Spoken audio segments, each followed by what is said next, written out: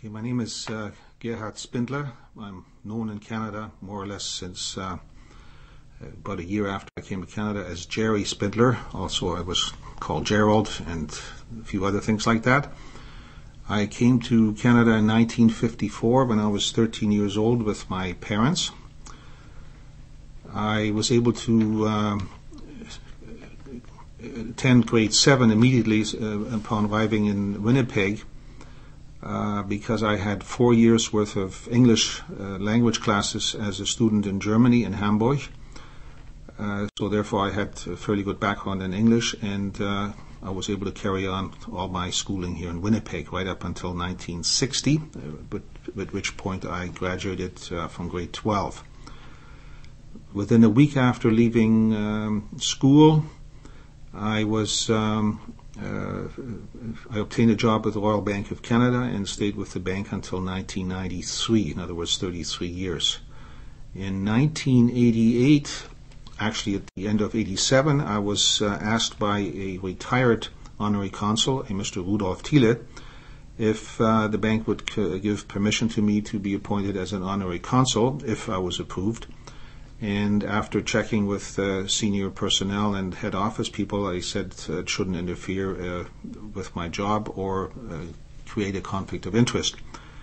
My investiture as an honorary consul happened in, I think it was in April of 1988, and I've been doing it ever since until I resigned at the end of August of 2009. Back to the work as a consul. You've explained sort of the main tasks that you did. What would you say were sort of the most important decisions that you had to make?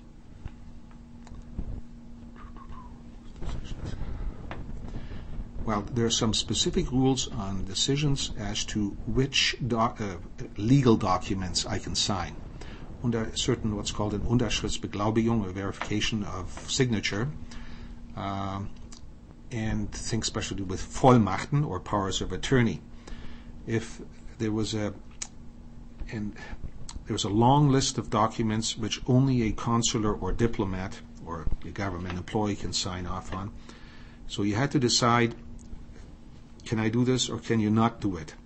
And there was a situation many, many years ago, unfortunately Mr. Thiele's days, where he thought he was still the consul, but of course he wasn't. He was now the honorary consul, and he signed a document which, quotation, hit the fan later on, and somebody decided to sue the German government in Berlin, of course, no Bonn in those days, as well as, of course, Mr. Thiele, and he shouldn't have signed it.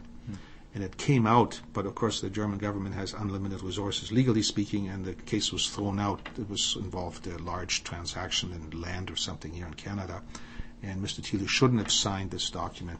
So I was, with this in the background that I knew about, I was very careful on what do I decide to sign or not to sign. And in many cases, of course, the people, and there was a lot of discourse, a lot of bad blood sometimes, people would come and they would just slap this thing in front of me and says, you just got to witness my signature. Just Unterschriftsbeglaubigung. It's nothing.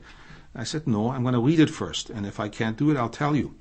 So in most cases, I said, you leave me the document, or if you want, I'll charge you for photocopying every one of the pages that you have, and I'll read it at home. You can take the original back.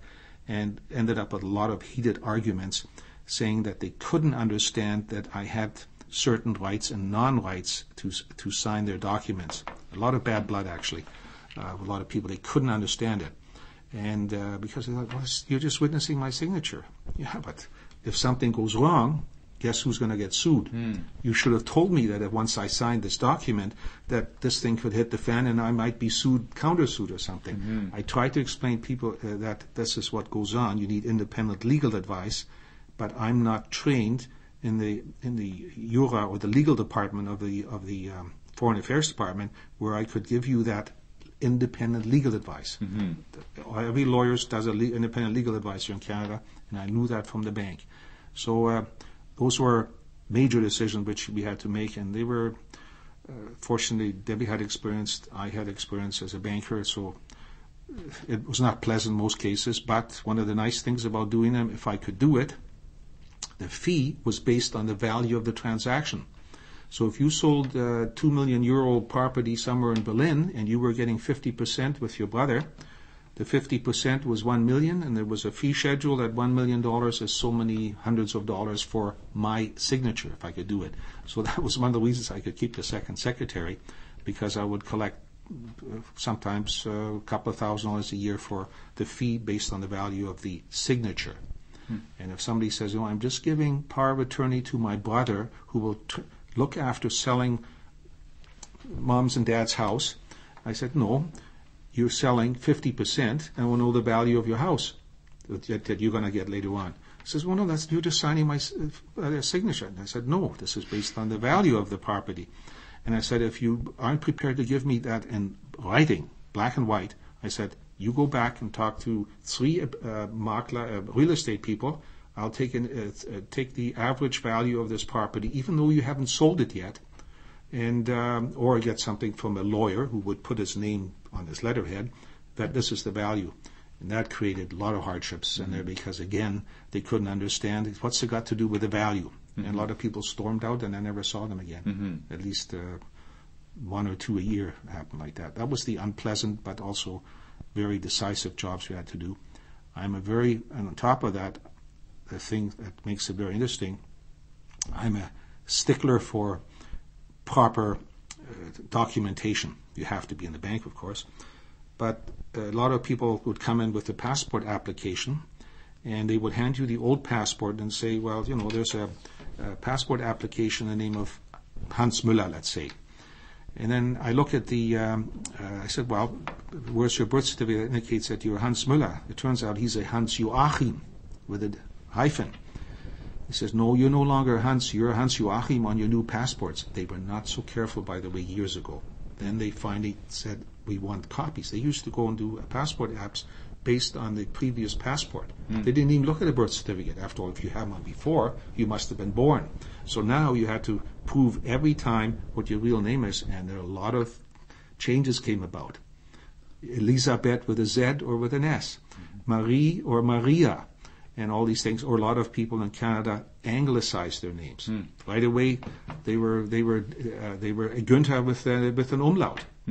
A lot of things like that. And so I was able to go out and play detective, and I insisted on it, and I finally got it into the ladies that it says from now on it goes exactly by the paper trail. And if they don't have a birth certificate and they say, you gave it to me last time, I said, no, we're not giving it to you this time until you bring it in. Then it turns out, which I find surprising, a lot of people says, well, Mom or Dad has it in Germany. I said, you're a 50-year-old man. Why wouldn't you have your original birth certificate? You're going to need it when you do your CPP application to prove what your name is and what your date of birth is, so that you don't make an application up when you're 64, sort of thing. And he said, yeah, okay. So I changed a lot of things, but only because I was a stickler.